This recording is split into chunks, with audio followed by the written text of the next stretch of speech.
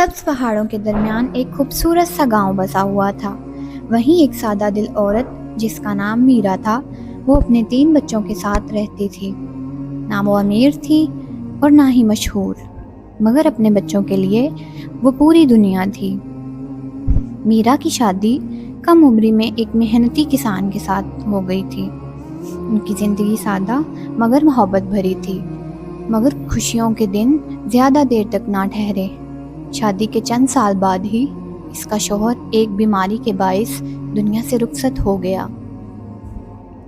اس وقت میرا کی گود میں ایک شیر خوار بچہ تھا اور 2 بچے اس کے دامن سے لپٹے رہتے تھے۔ شوہر کی وفات کے بعد اس کی دنیا ہمیشہ کے لیے ہی بدل گئی تھی، مگر ماں بن کر اس نے کمزوری دکھانا سیکھا ہی نہیں۔ وہ ٹوٹ تو گئی تھی لیکن بکھری نہیں۔ اس نے آنسو پونچھے اور اپنے بچوں کے لیے خود کو وقت سے پہلے ہی بہت مضبوط بنا لیا۔ وہ ہر صبح سورج نکلنے سے پہلے اٹھتی، نماز ادا کرتی، قرآن پاک کی تلاوت کرنے کے بعد اپنے گھر کا دیا جلاتی اور اپنے دن کا آغاز کرتی۔ کھانا بناتی، گھر صاف کرتی اور پھر اس کے بعد بچوں کو اسکول بھیجنے کے بعد وہ کھیتوں میں کام کے لیے چلی جاتی۔ اس کے ہاتھ محنت سے سخت ہو چکے تھے، مگر اس کا لمس آج بھی ویسا ہی نرم اور ماں جیسا تھا۔ کبھی شکایت نہ کرتی، چاہے کمر کا درد بڑھ جائے یا فصل برباد ہو جائے۔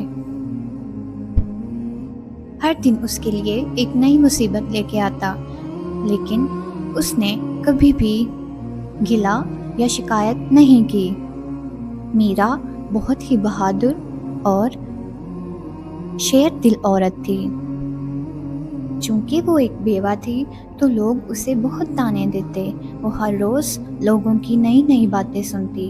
میرا نے زندگی کی کئی مشکل گھڑیاں دیکھی تھیں، مگر کبھی ہار نہیں مانی۔ وہ پہلے گھر کا سارا کام کرتی، پھر اپنے بچوں کو اسکول سے لے کر آتی۔ بہت مشکلوں سے اپنے آرام کو قربان کر کے اس نے بچوں کو پڑھایا، ان کے لیے کپڑے، کتابیں، کھانے کا انتظام کیا اور کبھی کسی چیز کی کمی نہ ہونے دی۔ میرا کی زندگی میں جو طوفان آیا تھا، اب وہ اسے بھولنے لگی تھی۔ وہ اپنے بچوں کے ساتھ بہت خوش رہنے لگی۔ بچوں کو دیکھ کر وہ اپنے سارے درد بھول جاتی تھی۔ وقت گزرا، بچے جوان ہو گئے، پھر ایک دن وہ سب اپنی ماں کو تنہا چھوڑ کر بڑے شہروں میں جا بسے۔ میرا کے دل میں ایک ہی خواہش تھی کہ کاش اس کے بچے کبھی بھی جوان نہ ہوتے، یا پھر اگر وہ جوان تھے تو اس کے ساتھ رہتے۔ وہ روز روٹی بناتی اور دعائیں کرتی کہ شاید وہ آج آ جائیں، مگر نہ کوئی آواز آتی، نہ دروازہ کھٹکھٹاتا۔ پہلے دن گزرے، پھر مہینے گزرے، پھر سال۔ بچوں نے وہیں نئی زندگیاں بسا لیں اور ماں کو بھلا دیا۔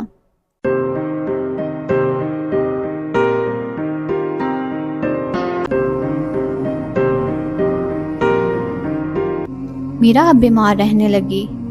جب کوئی اس کے بیٹوں کے بارے میں پوچھتا تو وہ نظریں جھکا لیتی اور آنکھیں چھلک لیتی۔ وہ صرف ایک نظر، ایک آواز، ایک ملاقات کے لیے ترستی رہی۔ پھر بھی وہ ماں ہی تو تھی۔